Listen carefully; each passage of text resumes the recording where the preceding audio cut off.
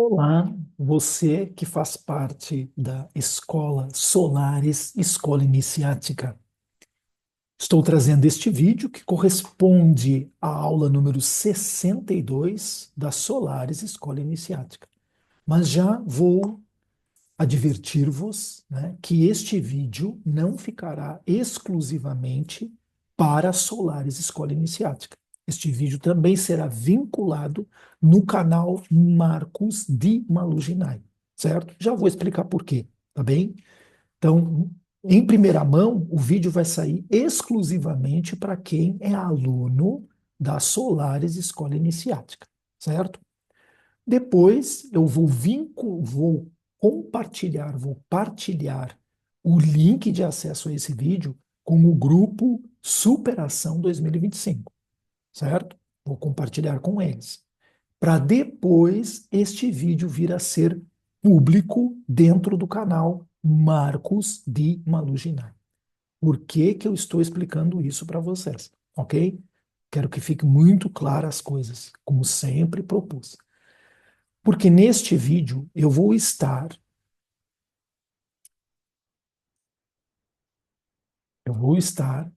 a discutir com vocês, a apresentar para vocês toda a questão por que Marcos de Maluginai, ok?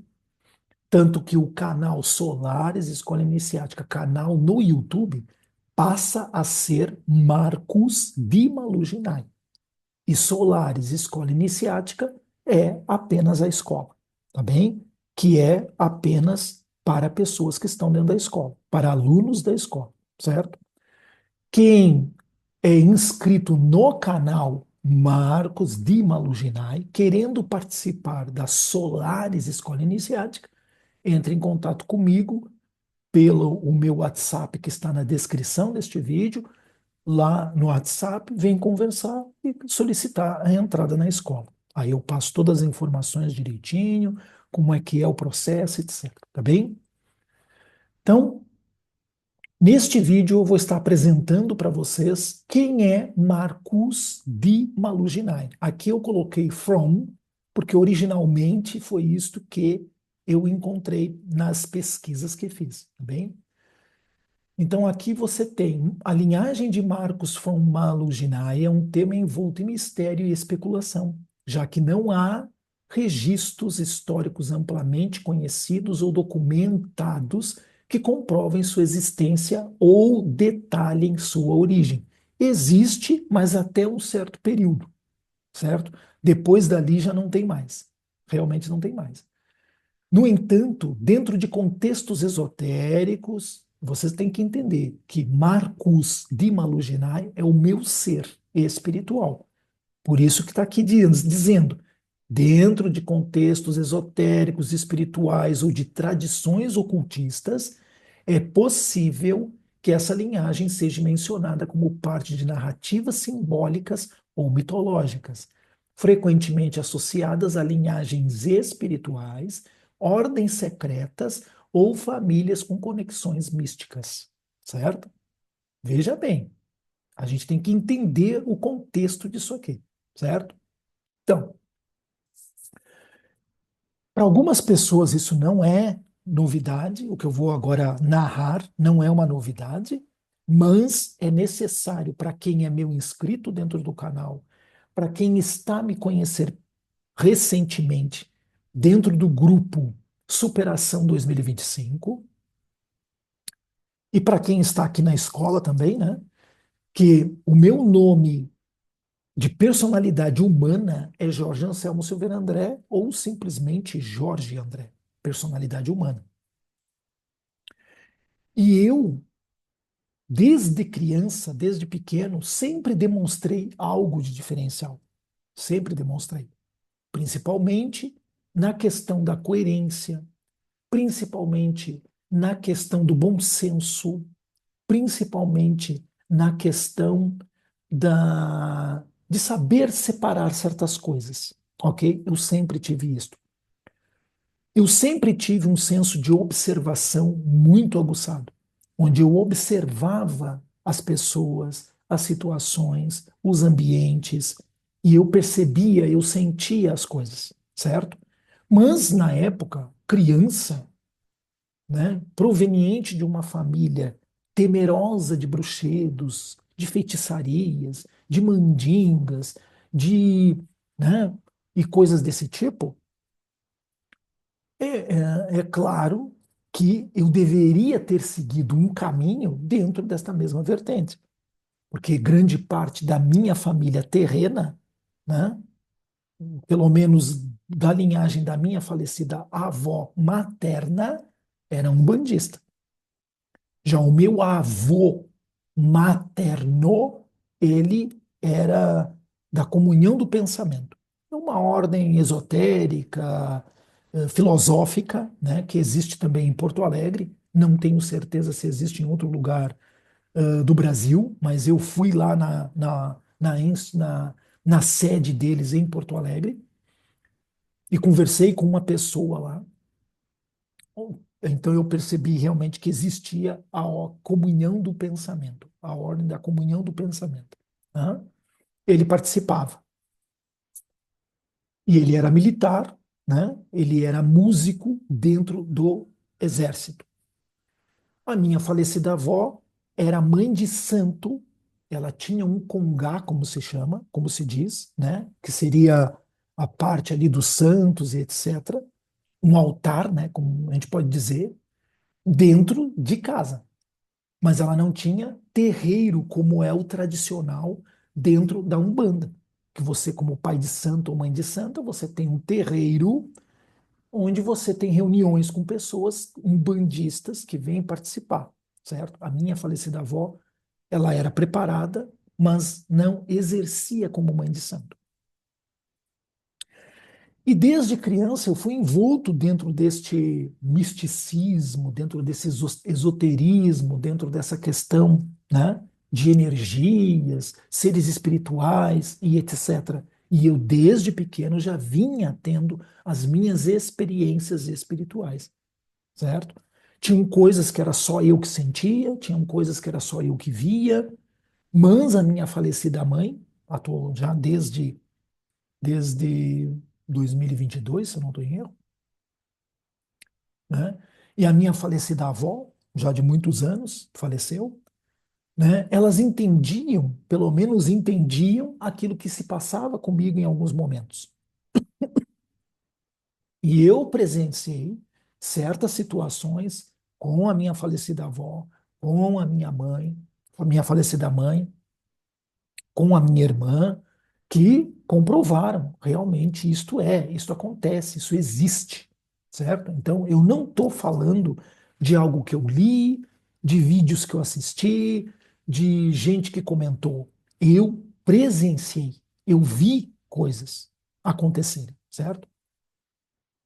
E isso se fortificou ainda mais quando, aos 7 anos de idade, praticamente fazendo 8 anos de idade, com a presença do meu padrasto agora na nossa vida, ele então, né, decidiu que nós íamos sair da casa onde a minha falecida avó, com um tio meu, nós vivíamos. Era uma casa pequena, a casa de banho, né, o banheiro, ele era externo e era aquilo que nós chamamos no Brasil de meia água, dividido, né, em 2 quartos, que cada quarto era, na realidade, o local onde nós vivíamos. Então, eu e a minha falecida mãe e a minha irmã vivíamos numa parte, e a minha falecida avó com o meu tio vivia na outra parte. A porta era comum. Nós tínhamos que sair de dentro da casa pela porta que dava entrada para casa, que era na parte da minha falecida avó e do meu tio.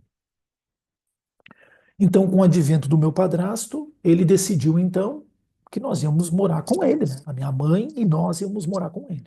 Então, foi alugada uma casa bem distante de onde a minha falecida avó vivia e com meu tio, na Estrada da Serraria, que é o nome lá em Porto Alegre, Rio Grande do Sul. Estrada da Serraria. Lá que nós fomos viver. A casa era grande, tinha 2 quartos, uma sala grande, uma cozinha. A casa de banho, ou O banheiro era externo, tá? E não tinha água canalizada. Desculpe, não tinha água canalizada, tinha um poço, ou aquilo que eles chamavam de fonte, lá nos fundos. Cacimba era o termo que eles usavam, tá? Lá no fundo. Então nós tínhamos que buscar água lá para ter água dentro de casa, para tomar banho, para comprar, para lavar roupa, para, né, para cozer os alimentos, etc. Era dali que era tirada a água. A água era de boa qualidade, sinceramente era de boa qualidade.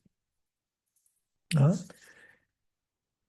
E depois de um certo tempo da gente estar a viver naquela casa, certos fenômenos começaram a acontecer, fenômenos estes paranormais e espirituais. E normalmente quem ouvia era eu. Veja bem, como eu disse, a casa tinha dois quartos, uma sala grande e uma cozinha. Tá? Para entrar no quarto do meu padrasto com a minha mãe, ele tinha que passar pelo quarto onde, onde era o quarto meu e da minha irmã, que a gente compartilhava, num beliche. Ela dormia em cima, eu dormia embaixo. Tinha que passar, certo? Então, se o meu padrasto à noite tivesse que levantar para ir à casa de banho, lá na rua, ele tinha que passar pelo nosso quarto e sair pela porta dos fundos ou pela porta da frente para ir à casa de banho. Né? Então, normalmente, quem acordava de madrugada era eu que ouvia as coisas. Mas uma das coisas que começou a acontecer em primeiro lugar, na verdade, foi ruídos no forro da casa. Que a gente, no primeiro momento, pensou que eram ratos, bichos, né, lá, algum tipo de bicho, alguma coisa que estava lá a mexer no forro. E o meu padrasto tomou coragem, né, e foi lá para investigar. Então ele abriu o alçapão, né, com uma escada, abriu o alçapão e subiu ali e olhou. Não tinha nada. Não tinha nada. Teia de aranha, obviamente, né? Mas papel, plástico, bicho, algum bicho morto, nada, nada. Isso aí já deixou ele em alerta e a minha falecida mãe também em alerta. Ok, mas os barulhos vinham todas as noites, mais ou menos ali pelas 10 horas da noite, ou 10 e meia, 11 horas, mais tardados, mais tardares, lá pela meia-noite começava aquele barulho, como se tivesse algum bicho ou alguém a desembrulhar alguma coisa. E mexia em papel, e mexia em papel, e mexia em papel. Estou até arrepiando a contar para vocês, certo? E mexia em papel, e mexia em papel. Parecia que estava. A minha falecida mãe, na época, chegou, pegou uma vassoura e começou a bater no forro e dizer: Olha aqui, ó, vamos parar com essa barulheira aí. Vamos parar com essa barulheira aí. Nós não queremos saber dessa barulheira. E aquilo parou. Parou por algumas horas. Se eu não estou em erro, umas 2 horas, 2 horas e meia, e voltou de novo o barulho. Na época, a minha falecida mãe, em Porto Alegre, ela visitava um senhor esotérico que fazia orações, que era o senhor Silva, na zona norte de Porto Alegre. Um senhor muito humilde com a sua esposa, que vivia lá numa casinha, numa casa lá. E algumas vezes eu fui com ele, com ela, né? Fui com ela até a casa dele. E ela, então, comentou sobre isso. Ele disse: Não, não se preocupa, é gente boa. Eles até vieram acompanhar você. Tá aqui o casal que veio acompanhar você. E ela: Opa, o casal tá aqui, é tudo gente boa, não tem problema. É que existe alguma coisa lá naquele terreno. E que eles estão a proteger esta coisa, certo? Eles estão a guardar esta coisa. Mas o que que será que é? Não sei, de repente um dia eles vão revelar isso para vocês. Mas é isso que está acontecendo. Ok, tudo bem, voltamos para casa. E no final da história, aquela coisa de desembrulhar, aquilo passou, passou. E como eu disse, depois, na madrugada, quem acordava para ouvir as coisas, né? Então eu acordava de madrugada, minha irmã dormindo em cima, o meu padrasto e a minha mãe no quarto deles a dormir, porta fechada, nossa porta do quarto fechada, fechada, né? Ali, eu acordava e eu via claramente, nitidamente, como eu estou a ouvir aqui os barulhos aqui ao redor da casa onde é a minha morada aqui em Gaula, na Ilha da Madeira, em Santa Cruz. Eu ouvia nitidamente o portão sendo aberto, passos circulando pela lateral da casa, indo até os fundos, abrindo a porta dos fundos da casa, entrando e caminhando pela cozinha, mexendo em talheres, mexendo em pratos, mexendo em panela, mexendo em tudo e caminhando depois pela sala. E algumas vezes entrava no nosso quarto, caminhava pelo quarto e saía.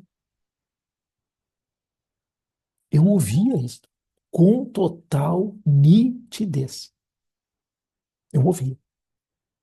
Algumas vezes quem ouviu foi a minha falecida mãe, outras vezes foi o meu falecido padrasto, que também levantou e foi ver, pô, será que alguém entrou dentro de casa? E chegou lá, não viu nada. Mas uma destas vezes, o meu padrasto abriu a porta dos fundos e olhou para o lado da cacimba desse poço e viu nitidamente, né, um casal lá com uma criança. Ele viu. Claro que ele não falou para mim nem para minha irmã, mas comentou, obviamente, com a minha mãe, com a minha falecida mãe, né? Tá. E um dia eu resolvi, eu vou enfrentar isso aí. Aí aquilo entrou dentro do quarto, né? E parou entre a porta do quarto do meu padrasto e da minha mãe, e nós tínhamos uma cômoda, e depois vinha o guarda-fato, ou guarda-roupa, como se diz no Brasil, das nossas roupas, minhas e da minha irmã. E aquilo parou ali. E eu já estava orando o Pai Nosso debaixo das cobertas. Falta coberta, né? Tremendo de medo, na verdade. E aí eu cheguei numa hora, levantei e sentei na cama e olhei na direção daquilo e disse: quem é você e o que que você quer aqui? E eu só ouvi aquilo fazer. E aquele vento frio vindo na minha direção. E eu berrei que nem um louco. Berrei, comecei a gritar e tudo mais, e eles acordaram. Minha irmã meio que acordou, e veio a minha falecida mãe, e o que que houve, eu contei, e ela disse que ouviu aquilo correndo do quarto, porta fora, e saiu. Ela disse, não, eu sei, eu ouvi. Né? Aí água com açúcar, e papapá, e conversa, não sei o quê. Vou deixar a luz do quarto de vocês acesa, dorme de novo. Quando eu me virei para o lado de cá, que era a parede, o beliche estava aqui, aqui tinha a parede, que era a divisória ou a divisão da casa do quarto para a cozinha, certo? Quando eu me virei, eu vi uma sombra de uma mulher, era nitidamente a sombra de uma mulher andando de um lado para o outro dentro do quarto. Parece incoerente, né? Se aquilo saiu correndo, então quem é que estava ali? Não era minha falecida mãe, porque minha mãe já estava dentro do quarto. Ela deixou a luz acesa e foi para o quarto. E eu via nitidamente a sombra de uma pessoa entrando, andando dentro do quarto de um lado para o outro. Hã? Então, esta experiência é uma entre várias que eu tive. Várias que eu tive. Sem falar em, nas 5 vezes que eu quase morri. Sendo que 2 vezes foi quase por morte de afogamento. E 2 vezes foi por problema respiratório que eu tinha quando criança. 2 vezes. 2 vezes. Eu sofria de bronquite. Na verdade, 3 vezes, né? Porque a primeira vez eu era bebezinho, recém-nascido, quando tive a minha primeira crise, que a minha falecida mãe, quando chegou lá e me viu ali, já estava com os lábiozinhos quase roxos, e me levou para o hospital, e ali foi diagnosticado bronquite. E depois 2 vezes já mais adulto, maior, né? Maior. 2 vezes já maior. Quando eu tinha entre 6 e 7 anos, se eu não tô, entre 6 e 7 anos, quase morri afogado. E depois, quando eu tinha já os meus 13, 14 anos, também quase morri afogado. Né? Mas aí nós já estávamos morando nessa tal casa lá na Rua da Serraria, na Estrada da Serraria, zona sul de Porto Alegre. Então, e depois outras coisas, muitas, várias e várias experiências. Aí em 87, depois que eu saí da, da tropa, né, que eu fiz o meu serviço militar em 1986.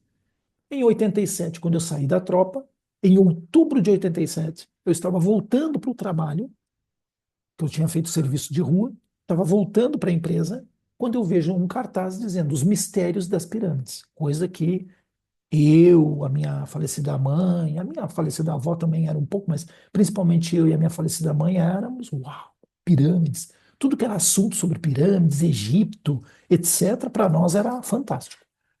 E eu, pá, claro que aguçou minha curiosidade, os segredos, os mistérios das pirâmides. Aí eu cheguei, fiz o apontamento, né? Anotei apontamento no papelzinho do local, horário, voltei para dentro da empresa. Terminou o expediente, fui correndo lá, abertas as inscrições. Cheguei lá, uma rapariga, que eu depois vinha saber que ia ser também uma das minhas instrutoras, professoras dentro da escola do movimento gnóstico cristão, isso, movimento gnóstico, né, cristão. Ah, ela ia ser uma das instrutoras dentro do movimento gnóstico cristão. E aí eu perguntei para ela, ela disse: olha, isso é um curso, nós não vamos falar só desse assunto, mas dentro do curso gratuito, totalmente gratuito, vai haver aula sobre esse assunto. Aí eu, pá, então me inscrevi e e depois comecei a participar das aulas. Então, o começo da minha jornada profunda dentro da espiritualidade começou em outubro de 1987. Outubro de 1987. Tá? Foi ali que começou o meu aprofundamento dentro da espiritualidade. E aí comecei a estudar o gnosticismo, depois de um tempo, quando eu terminei as fases preliminares lá dentro do gnosticismo, eu me candidatei a ser instrutor também, dentro dessa fase preliminar do gnosticismo. Fiz teste, fiz treinamento, etc. Fui aprovado, comecei a dar aulas. Tá? E eu fazia o trabalho como eu tinha entendido que era o trabalho. E como também a maioria que estava à minha volta, ao meu redor, também entenderam. Era assim que eu fazia o trabalho, certo? Mas certa vez, alguém comentou para mim alguma coisa dentro dessa parte da espiritualidade e tudo. Ah, não. Eu comecei a seguir, aí eu fui viver em Esteio, que é uma cidade satélite de Porto Alegre, e nessa cidade eu estava com gnosticismo lá, que ele era dirigido por um outro rapaz que também era, o nome dele era Jorge, ele era professor de música. E lá eu trabalhando, né, com terapias, eu já trabalhava com terapia, eu comecei a trabalhar com terapias em 1992, efetivamente. Mas antes disso eu já tinha começado os meus estudos e alguma coisa eu já fazia, né, extra ao trabalho que eu tinha na empresa de engenharia, Avalim, empresa de engenharia limitada. Avalim, Avalien, Avalien, N, terminando com N. Avalien, na Cidade Baixa, em frente a uma agência do Banco Banrisul, na época, na Cidade Baixa, em Porto Alegre. Era lá nessa empresa que eu trabalhava. Então, ah, quando eu estava a viver, então, em Esteio, com o trabalho do gnosticismo, certa vez eu conheci um rapaz, que ele trabalhava com ervas. Ele ia no mato colher as ervas. Ele ia lá mesmo no mato, né, a colher as ervas. E ele tinha um conhecimento espiritual, ele tinha uma energia espiritual muito grande. Então ele colhia as ervas e ele, né, tinha ali os seus ajudantes para colocar as ervas secas dentro de um saquinho e vender. E eu ia lá então comprava as ervas dele. Era super barato para eu revender as ervas por um custo bem acessível para os meus clientes dentro da terapia que eu trabalhava com eles lá. E numa dessas, eu conheci um outro rapaz que tinha uma loja perto do meu centro de terapia, né, do meu local, do meu consultório, né, que eu trabalhava, que era meu, né? Era meu, não. Eu alugava a sala, né? Mas era próprio, lá o local do meu trabalho, do meu local de trabalho. Ele era maçom. E ele já tinha aprendido lá um conjunto de meditações que era chamado a caminhada, ou o caminho. A caminhada ou o caminho. Através de um senhor cego, em esteio, que ele era quem indicava isto. Ele orientava isto.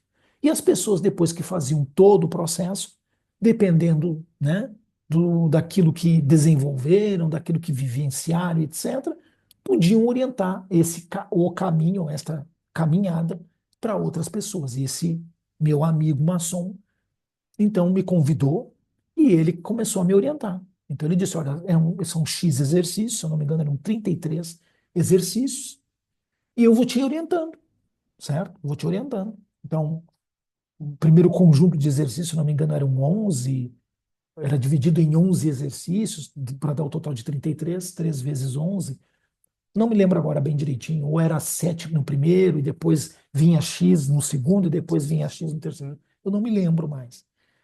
Tá? E num desses exercícios, que até eu fiz com o pessoal que fazia meditação presencial aqui no Funchal, na Ilha da Madeira, eu fiz esse exercício com algumas pessoas, né, que estavam presentes naquele dia. Num desses exercícios, você imaginava que estava indo por um caminho, bebê, papapá, aí depois que você ia num determinado caminho, você voltava naquele caminho, né, e você tinha que atravessar uma montanha através de um túnel que você passava abaixado, né, praticamente de quatro.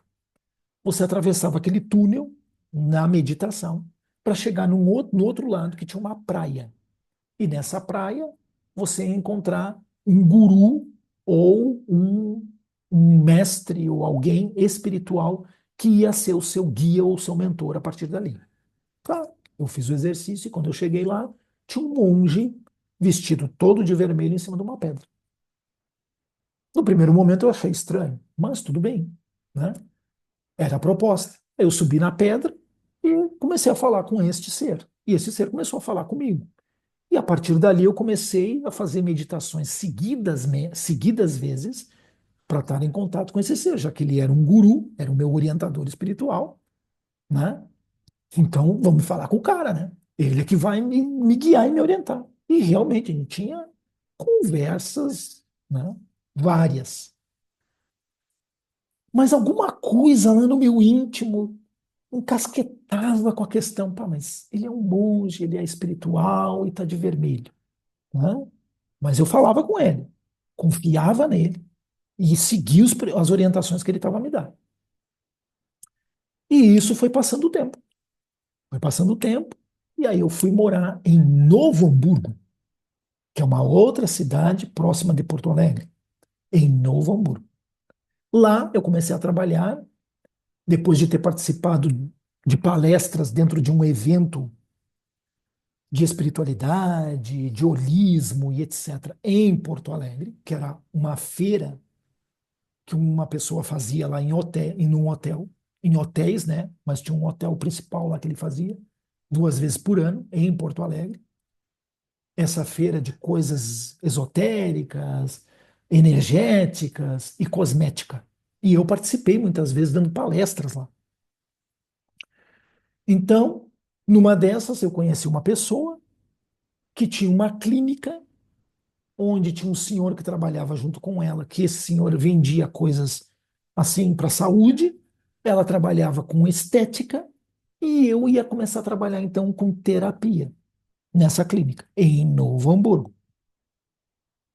Tá? Aí passado um tempo que estamos ali, né, naquela convivência de trabalho e etc., esse senhor, ele conheceu uma outra pessoa que participava de um grupo de meditação. E uma certa vez, que era uma quinta-feira, ele me convidou. Vai comigo lá para participar de uma meditação. É gratuito. Essa senhora que é minha amiga me convidou e eu estou te convidando para ir junto comigo. Aí tá, eu fui. Cheguei lá, tudo simples, tranquilo. Não tinha cadeiras para todo mundo sentar, não tinha. Então, quem quisesse, se tivesse gente a mais, era sentado no chão, deitado no tapete, alguma coisa assim. E essa senhora então disse: Olha, eu só vou orientar a meditação até certo ponto. A partir dali, é com vocês. Ok. Ela orientou a meditação, bababá, bababá. E quando chegou no certo ponto, o Jorge André se viu dentro de um lago. Como se fosse assim um lago, como se fosse assim uma piscina natural. Nítido, nítido, nítido. Hum? Tão nítido quanto aqueles sonhos que a gente tem. Nítido. E eu, então, subi à tona e ouvi uma voz: Marcos, Marcos, acorda. O meu nome é Jorge André. Então, se fosse alguém dentro da sala de meditação a me chamar, não me chamaria por Marcos, me chamaria por Jorge, no mínimo, certo? E aquela voz me chamando: Marcos, Marcos, acorda. Marcos, Marcos, acorda. E eu saí de dentro daquela piscina natural, tinha umas palmeiras ao redor, e eu olhei e tinha a pirâmide. Ao fundo tinha a pirâmide. Era como se fosse um oásis. E um senhor todo de branco veio ao meu encontro e começou a falar comigo: Marcos, olha o que tu está fazendo. Cheguei: ué, mas estou fazendo o quê? Olha o que tu está fazendo. E me apontou para a piscina. E quando eu olhei para a piscina, lá no fundo era tudo preto. Ele disse: é com isso que tu está mexendo. É com isso que tu está trabalhando. Esse ser que tu está falando com ele, ele pertence àquilo ali. E não é para te fazer isso. Aí eu saí da meditação, pá, em alta comoção. Eu fui para casa sozinho, porque ele ficou lá para conversar com essa senhora, que ele estava querendo namorar com ela, né? Eu fui para casa sozinho de autocarro chorando, porque eu senti um remorso dentro de mim, né? Senti mesmo, senti um arrependimento, remorso não.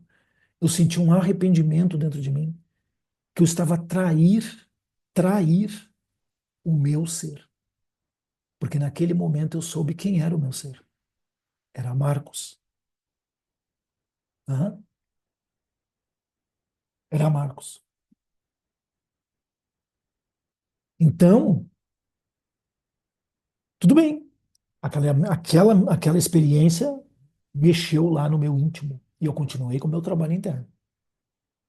Passado mais um tempo, eu conheci uma pessoa em Porto Alegre, num grupo de dos mestres ascensos. É, a minha caminhada é de mestres ascensos, através. Eu conheci esse grupo que trabalhava com os mestres ascensos através do filho de uma cliente minha, certo? Que ele tinha a avó dele com 90 anos, começando a universidade de advocacia. E aí eu comecei a participar dessas reuniões e esta pessoa também participava das reuniões. E um dia a gente conversando, tudo mais, ela falou, eu falei do gnosticismo, e papapá, e não sei o que, ela disse: eu também estive dentro do gnosticismo, bebê, e começamos a conversar. E aí ela foi e comentou do trabalho interno que ela fazia, de acordo com o gnosticismo. Eu cheguei: tá, mas quer aprender? Quer aprender? Quer ver na prática como é que é? Quero. Então vamos fazer assim. Eu proponho te fazer 3 sessões para te ver como é que é, e depois tu sai fazendo sozinho. Cheguei, tá bem, vamos nessa. Então combinamos, e eu fui nas 3 sessões. As 3 sessões já começaram a abrir um leque enorme para mim, de existências passadas, e de trabalho, e foi indo, e foi indo. Aí ela chegou para mim e disse assim: Olha, tu tem que fazer um trabalho aprofundado. Porque eu tinha lá uma situação que eu tinha que resolver na minha vida afetiva, na época, que eu estava saindo tinha saído de um relacionamento, que foi, né, meio complicado, e no final, meio complicado no final, né? Então, ela disse: Tu tem que fazer um trabalho, tu tem que te libertar disso aí. Aí eu cheguei, então, baixei a cabeça e comecei a trabalhar. Trabalhando todos os dias, durante 15 dias. Durante uma semana eu não dormia. Eu cochilava. Eu tinha momentos de cochilo, mesmo sendo à noite. E quando eu acordava do cochilo, voltava para o trabalho aonde eu parei. Era assim que eu fazia. Até o momento que eu consegui a zerar completamente e entrar em contato com o meu ser.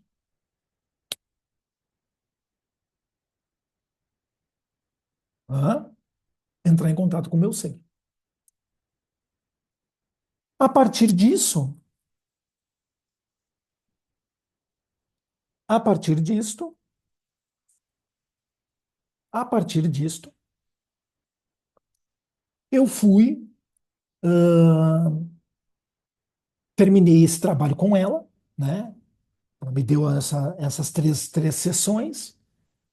Eu depois fui, mosquito, depois eu fui e continuei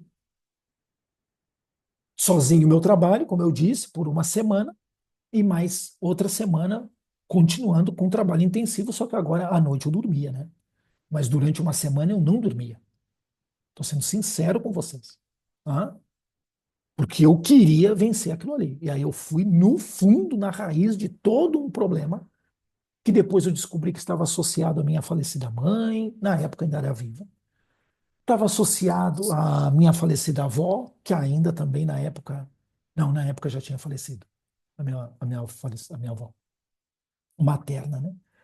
E fui indo, e fui trabalhando, e fui vendo existências anteriores, etc. E pá, e foi indo, e foi indo, e foi indo. E fui limpando tudo que vinha. Tudo que vinha eu limpava. Tudo que vinha eu transmutava. Tudo que vinha eu ressignificava. Tudo, tudo. Depois de compreender. A questão relacionada com meu padrasto, tudo, tudo, tudo, tudo, tudo, tudo. Certo?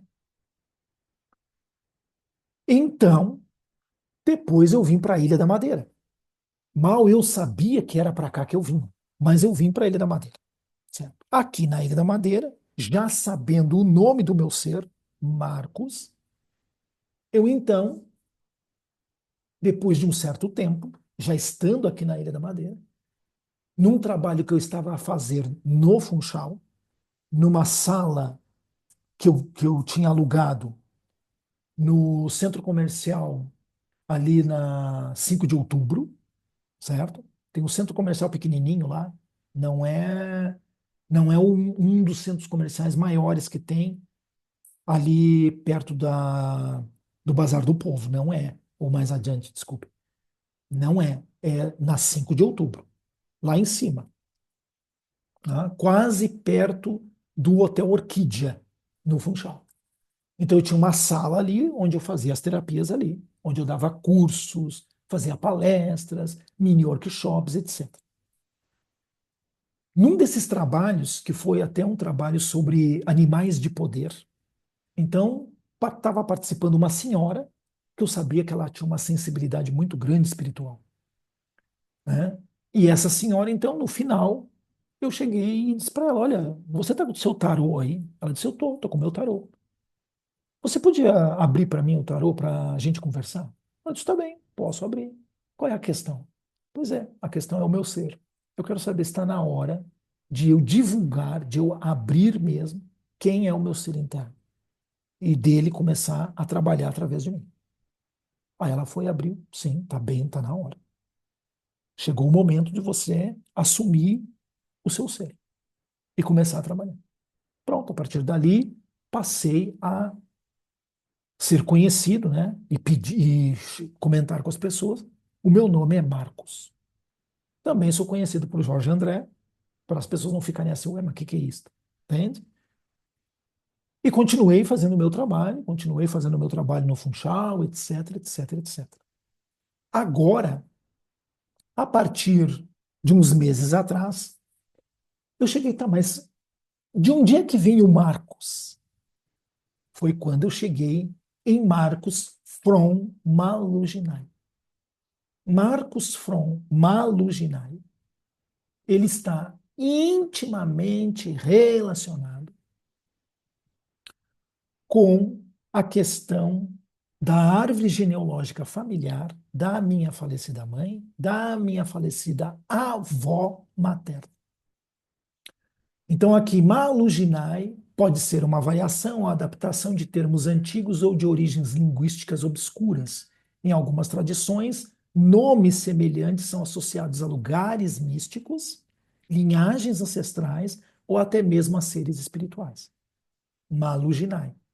Mas se você for procurar Maluginai, ele está relacionado com a cidade de Lazio, na Itália.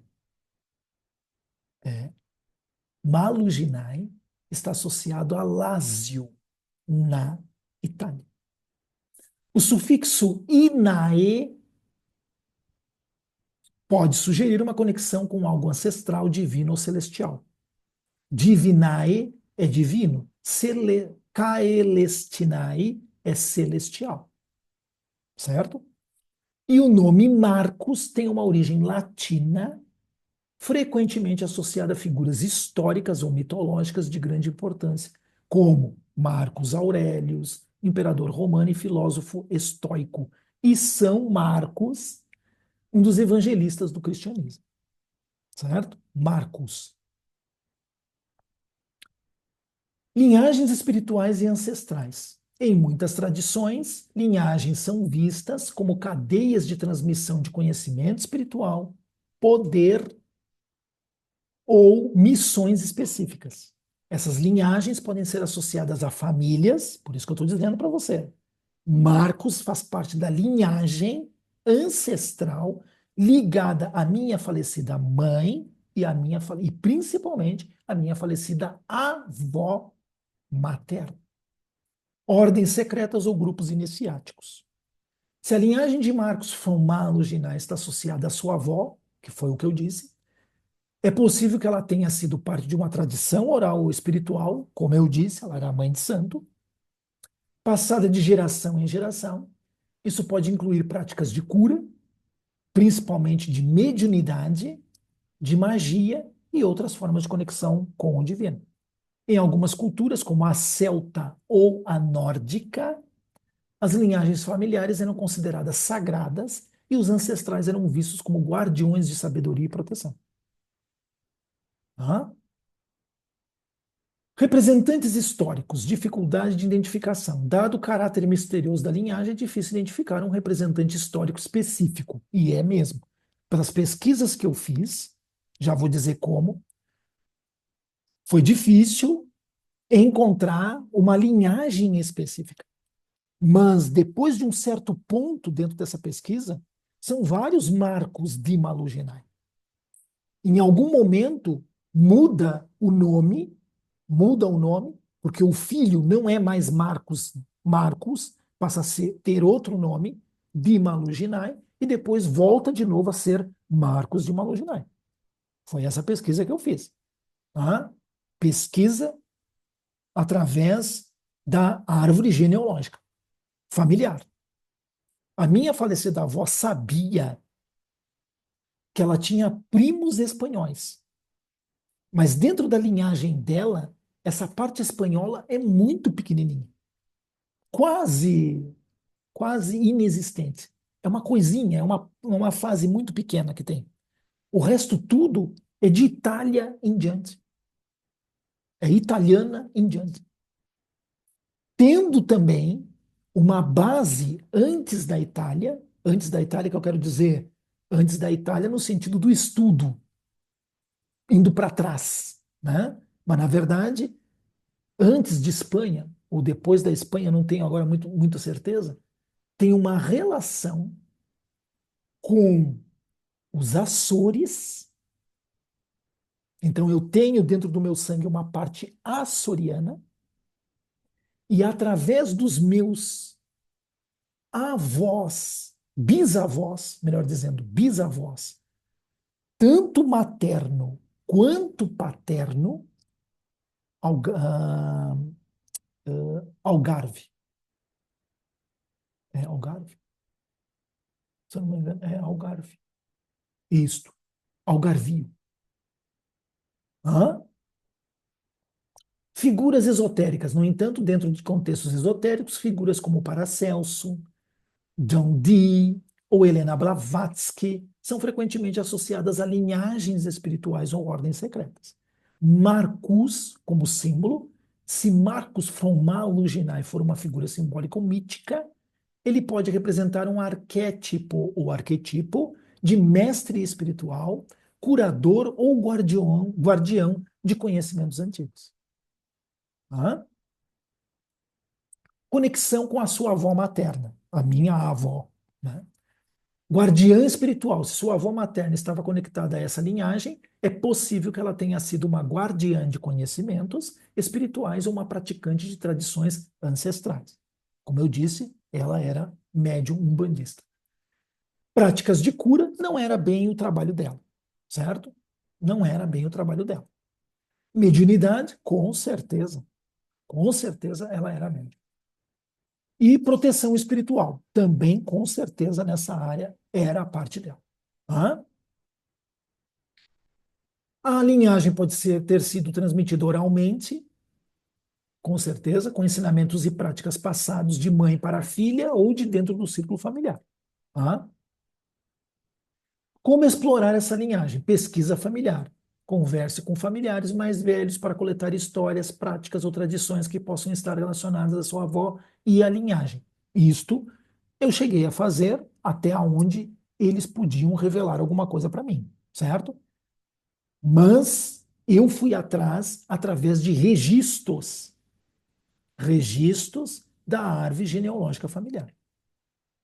Eu não fui simplesmente só pela meditação ou só pela intuição. Não fui. A minha primeira revelação foi através da meditação e da intuição. Foi. Que foi o que eu disse para vocês. Contei para vocês como é que eu fiquei sabendo que o nome do meu ser era Marcos. Certo? Não foi algo que eu fiquei procurando. Veio naquele momento. Tá? Veio naquele momento. Então, interpretação simbólica é um chamado espiritual, com certeza, isso não tenho dúvida nenhuma. Tá? É uma conexão ancestral, também a partir principalmente desta pesquisa dentro da árvore genealógica familiar, é sim uma conexão ancestral e é uma missão espiritual que a família carrega. Tanto que, em determinada época, lá ainda estando no Brasil, um pouco antes, é, um pouco, um pouco antes, anos antes de vir para Portugal, eu participei lá com o falecido Trigueirinho. Eu fui até lá, as terras do Trigueirinho, e participei lá, fiquei uma semana hospedado lá, certo? Fiquei uma semana hospedado lá, participando de algumas coisas, e para fazer meditação com mais afinco, eu tinha que fugir do serviço, porque lá o pessoal mais trabalha do que medita, do que pratica espiritualidade. Essa é a realidade.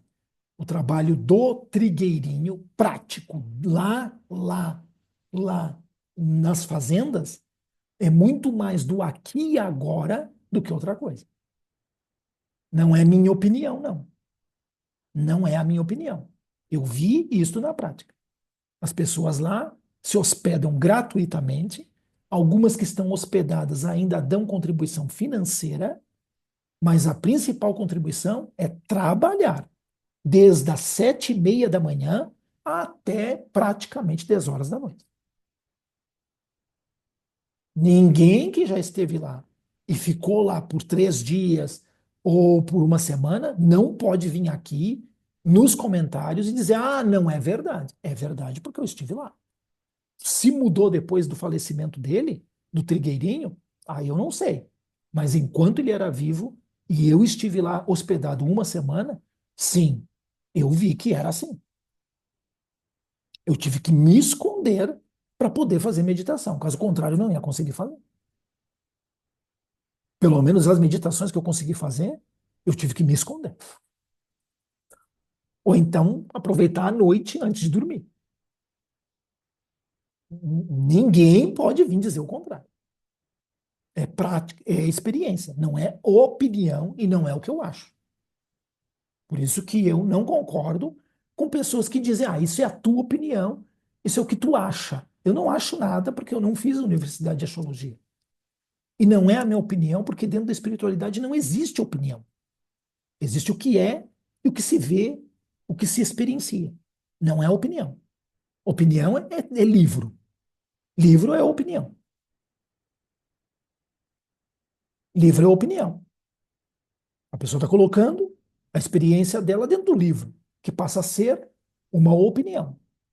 Se você colocar em prática, você vai evidenciar o que está no livro ou não. Caso contrário, é a mero informação ou conhecimento. Dependendo do objetivo do livro, ele é um livro informativo ou ele é um livro de conhecimento, que é como com uma roupagem de curso. Você não está fazendo o curso com o Deepak Chopra, mas ele está dando um curso para você através do livro. Aí é conhecimento. Se você pega o conteúdo do livro e coloca em prática, aí ele passa a ser sabedoria, porque você experienciou o que está escrito no livro, certo? O que eu estou passando para vocês é experiência, então não é opinião e não é acho, e nem o que eu penso. É o que eu vi, o que eu experienciei, certo? Então, é uma. Então, quando eu estive lá com o Trigueirinho, eu fui com um amigo foi junto comigo, mas depois nós ficamos em locais separados, porque lá são fazendas, né? E ficamos em locais separados. A gente só voltava a se ver, eu e este amigo, na hora do almoço, na hora do jantar, certo? Cada um dentro lá do seu setor, mas dividido por fazendas e atividades, né? E eu fiquei com outro rapaz, nós dividimos o mesmo quarto, né?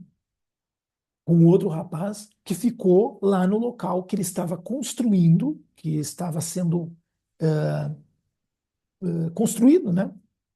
E preparado para ser a parte da fazenda terapêutica, na época, quando eu fui, certo? Que ele dizia, aqui é a fazenda que vai ser a fazenda terapêutica, o hospital energético, o hospital espiritual. Não sei se isso já está pronto totalmente, mas na época estava em implementação. Conheci as pessoas que estavam por detrás desse trabalho, que iam ser à frente desse trabalho, lá eu conheci, certo? E numa destas e em alguma meditação que foi feita assim, onde, né, uma pessoa chegou, não, hoje vai ter meditação dentro daqueles todos os dias da minha estadia. Então uma senhora levou-nos até um lago e nós ficamos ali à beira do lago e fizemos uma meditação em grupo. Terminou aquela meditação. Esse rapaz que estava, né, a dividir o quarto comigo, ele chegou assim: eu senti uma coisa e eu vi uma coisa na meditação. E tem a ver contigo. Cheguei comigo. É, tem a ver contigo. Tu tomou como missão tu ir além da tua família. Cheguei, pô, mas isso aqui sou eu que sei. Eu não falei para ele. Nem conhecia direito o cara. Eu disse, é verdade. Eu tomei como missão ir muito mais além dentro da espiritualidade do que a minha falecida mãe, a minha falecida avó e o meu falecido avô. Eu tomei como missão. Coloquei isto nas minhas costas. Ele disse: ah, então, firme nisso, continua com esse propósito. mas tu assumiu esse propósito. E é real, mas eu nunca tinha falado nada para ele. Então, é uma missão espiritual. Tá? Conclusão. Quais são as raízes profundas? A linhagem de Marcos, From, Malu, Ginai, parece estar profundamente enraizada em tradições espirituais e ancestrais, possivelmente associada a práticas de cura, mediunidade ou proteção. Na verdade, é os três juntos, né? Tradição familiar, está dentro da linhagem da minha falecida avó materna, e exploração futura. Para explorar mais, recomendo investigar as histórias e práticas da sua família, além de buscar orientação espiritual, papapá. Isso eu já tenho, né? Então, dentro deste processo, eu senti que eu não deveria, eu senti, ok, Marcos, Marcos Maluginai. Mas eu devo usar o from, eu devo usar o di, que é italiano, ou devo usar o, o sufixo alemão, certo? Marcus, from, Maluginai. Desculpe, von. Marcus von Maluginai. Escreve-se V-O-N, certo? Eu fiquei com esta questão. Por quê? Porque dentro da linhagem tem uma parte nórdica que tem lá, obviamente, se é nórdica, tem alguma influência relacionada que vai chegar nos alemães. Grande parte é italiana, grande parte é italiana. E esse From, porque From é o que está lá na pesquisa da árvore genealógica, certo? Então eu fiz essa pesquisa interna, fui ver direitinho e o melhor, de acordo com o objetivo do trabalho que eu faço, de despertar a consciência, colaborar na manutenção do despertar da consciência, da transformação espiritual das pessoas, é o Di Maluginai. Então é Marcus Di Maluginai. O Di é do italiano. Marcus Di Maluginai. Então agora você sabe por que Marcus Di Maluginai, certo? Mas o Marcus já era algo que eu sabia. Isto foi através da minha pesquisa da árvore genealógica familiar, até onde eu fui. E essa linhagem de Marcos é antiquíssima, é antes de Jesus Cristo. Antes de Jesus Cristo.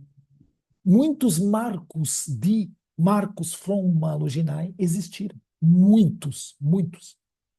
Realmente é uma linhagem extensa, grande, certo?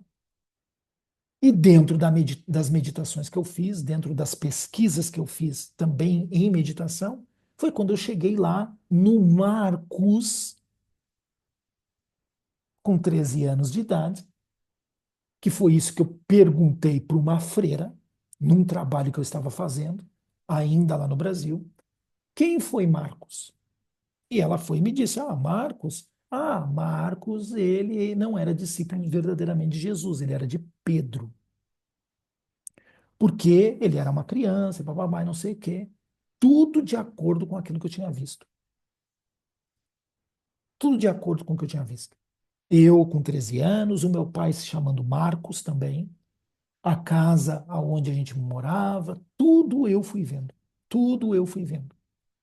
Então, eu sou Marcos. Eu sou. Tá? Eu sou Marcos. E uma das missões que eu tenho é corrigir aquilo que eu escrevi lá no passado. Para que seja claro, para que seja objetivo, para que as pessoas não tenham dúvida. Porque uma coisa é baseada na cultura da época, nos conhecimentos da época e naquilo que estava à disposição, né? E ainda vindo do Pedro, né? Pedro, né? Então, vinha dali. Então, obviamente que eu assumi, podemos chamar de interpretação dentro da espiritualidade. Então, eu estou aqui para corrigir. E muitas dessas pessoas que fazem parte do karma que eu tenho que pagar, ou tinha que pagar, melhor dizendo, né? Tinha que pagar com a humanidade, principalmente, eu já encontrei no meu caminho, tanto no Brasil como aqui na Ilha da Madeira. Aqui na Ilha da Madeira, eu não tenho karma com ninguém mais. Eu já zerei o meu karma com a Ilha da Madeira, com a população da Ilha da Madeira. Eu já zerei. Porque quem tinha que vir, veio. Quem tinha que ter o conhecimento, recebeu. Recebeu através de vários trabalhos que eu já realizei e vou continuar realizando.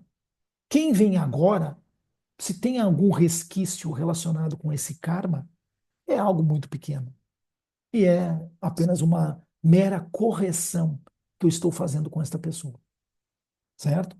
Ah, mas o Marcos agora está divulgando o espiritismo. Qual é o problema? Se na verdade todas as verdades ou todas as conexões espirituais vão levar a uma transformação espiritual.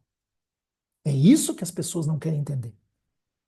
Elas continuam, mesmo dizendo e falando de amor incondicional, de amor não sei do que, de despertar da consciência, de expansão da consciência, a maioria das pessoas, na prática, não fazem isso.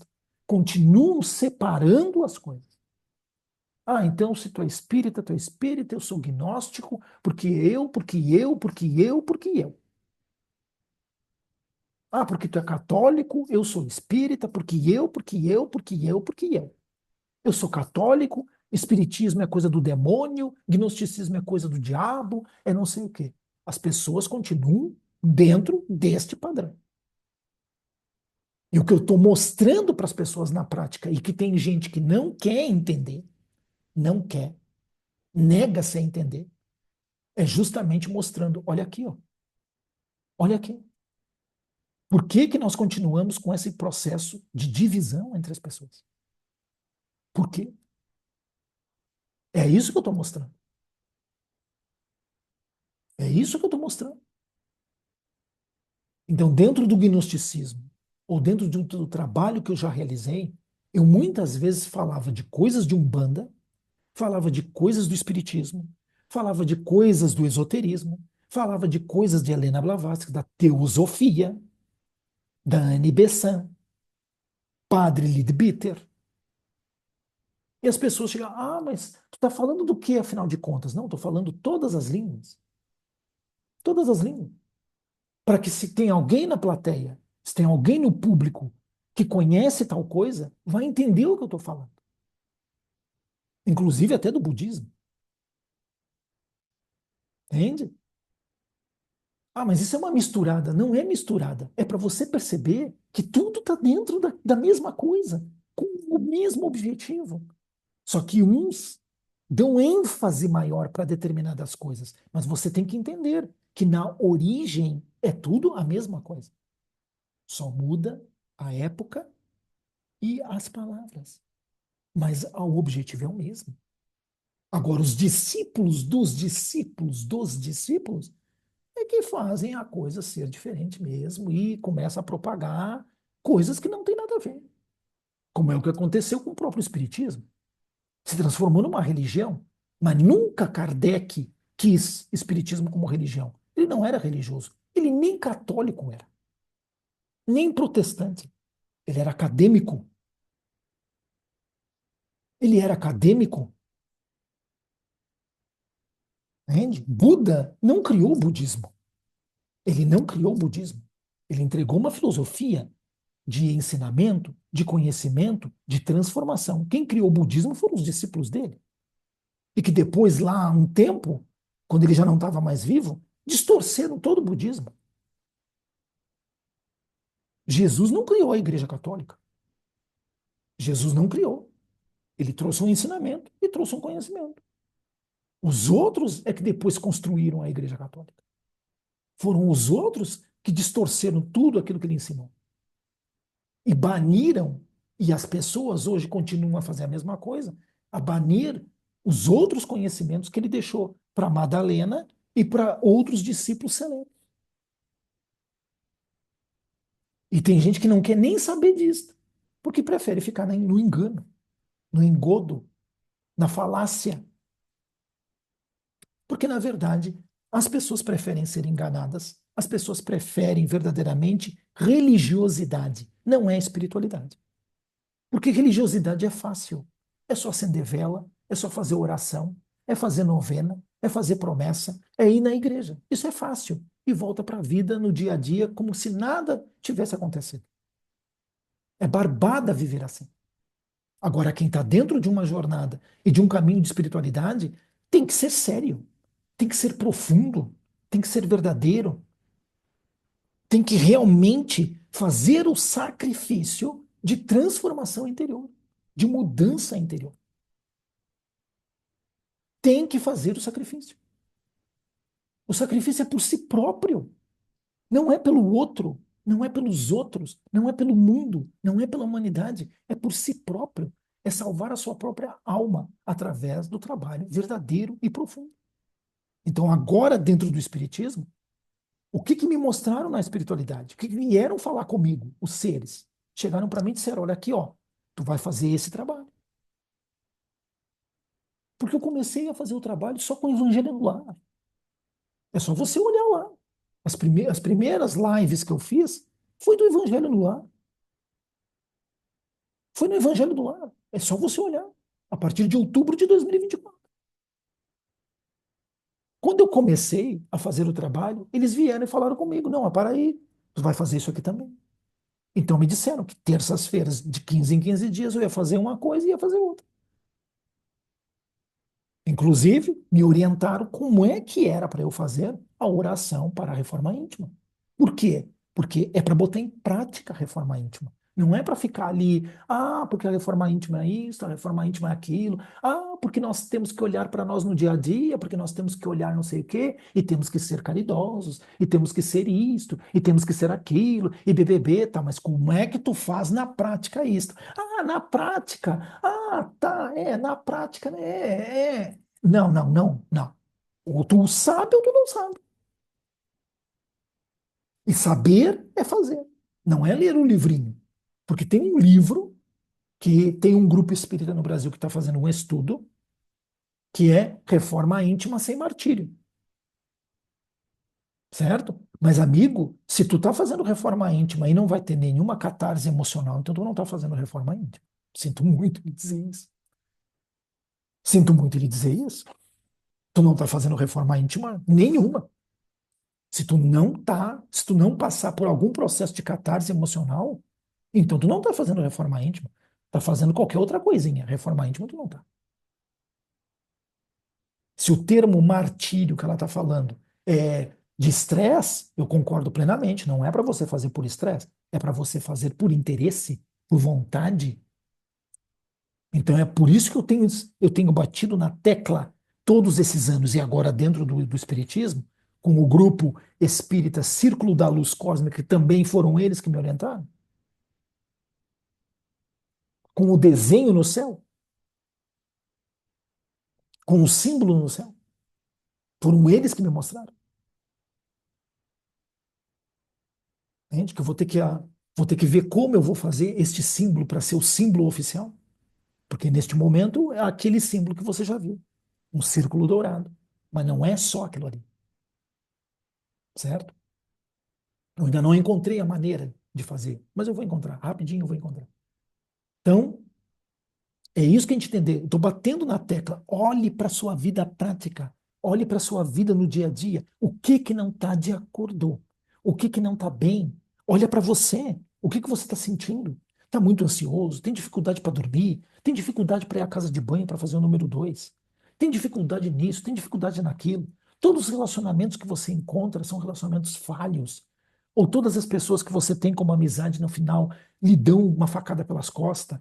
Coisas desse tipo, você tem que olhar para a vida prática, não é ficar, mas quem sabe, mas quem sabe, mas quem sabe. É na prática, você tem que pegar coisas práticas. Foi o que eu peguei para fazer o meu trabalho interno. uma situação complicada no final de um relacionamento. Então vamos trabalhar. É isto, é isto. E disto vai havendo um desenrolar do novelo, do fio. E aí você vai encontrando, na sequência é isto, na sequência é isto, na sequência é isso. Você vai indo. Na verdade, a sequência é lá para trás, se for necessário. Eu fui a vidas passadas, não porque eu cheguei, então eu vou lá na vida passada para ver o que aconteceu. Não, eu fiz o trabalho. E veio, olha, tá aqui uma resposta para ti. Isso aí é mais antigo do que tu pensa. Mas eu comecei com algo específico dessa existência, com algo prático dessa existência, com algo de vivência dessa existência. Eu não fui inventar história. Não fui inventar história. Quando eu conheci a minha esposa atual, a minha esposa, né? Quando eu conheci a minha esposa, anos atrás, muitos anos atrás, eu contei para ela a história da nossa experiência no Egito. E ela acha que eu tinha lido aquilo ali? Eu não li nada. Eu estava sentado no quarto onde eu vivia e ela estava no trabalho dela. E ela me ligou, a gente, né, ligou, ela me ligou à noite, porque ela trabalhava, estava fazendo noturno, né? E ela começou a falar, começou a conversar comigo, eu comecei, olha, a nossa história é a seguinte, comecei a contar toda a história. E comecei, e praticamente, e chorei ali,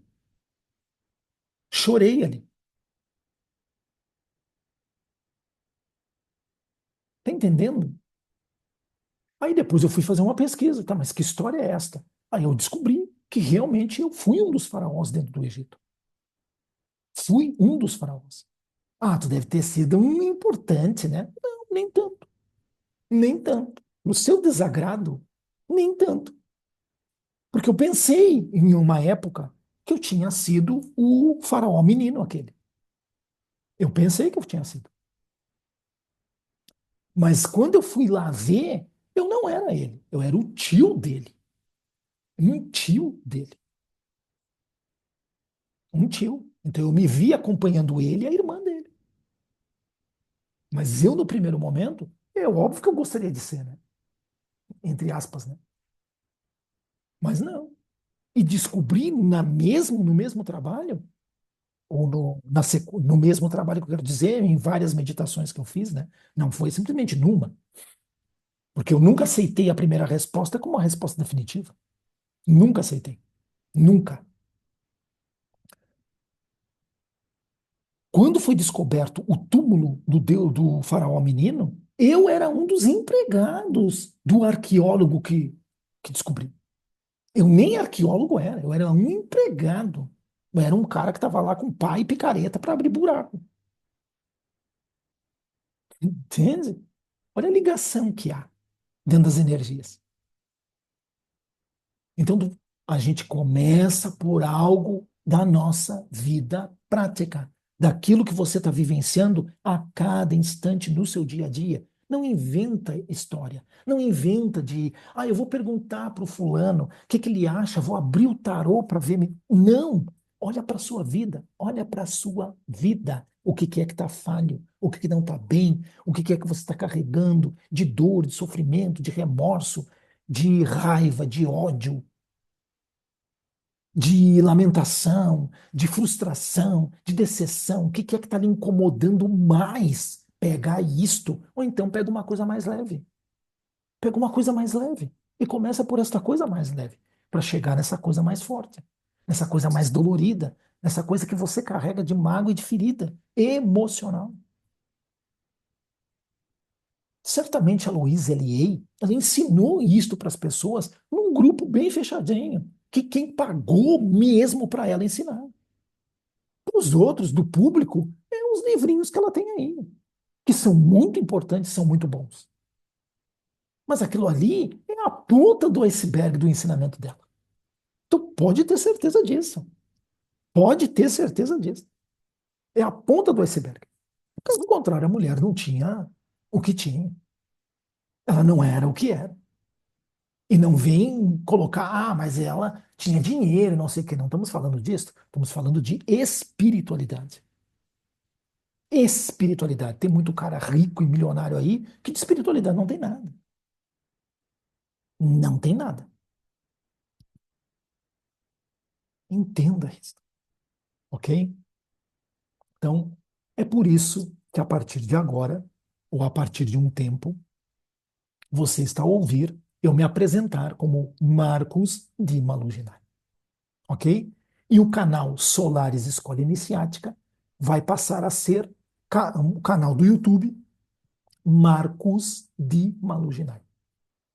A Solares Escola Iniciática é um, um fragmento dentro do canal para alunos da Solares Escola Iniciática. Pessoas que querem conhecimento, informação e prática aprofundada dentro da espiritualidade. Se você quiser participar da Escola Iniciática Solares, você entra em contato comigo pelo número do meu WhatsApp que está na descrição do vídeo e fala comigo e vamos conversar, tá bem? Já peço para você deixar um like neste vídeo aqui e você deixar um comentário. Pelo menos um obrigado. Deixe um like e o comentário. Não é ou, é e. Like e comentário. Para você ajudar com que o canal continue crescendo. E eu consiga completar as 4.000 horas para este canal ser monetizado. Então, assista os vídeos. Vá, faça uma pesquisa dentro do canal. Tem muita coisa boa aqui dentro, principalmente prática. Se você não quer ouvir o que está falando, não tem problema. Vai nas práticas. As práticas estão lá. Certo? Um grande abraço. Muito obrigado por você ter acompanhado esse trabalho. Até a próxima.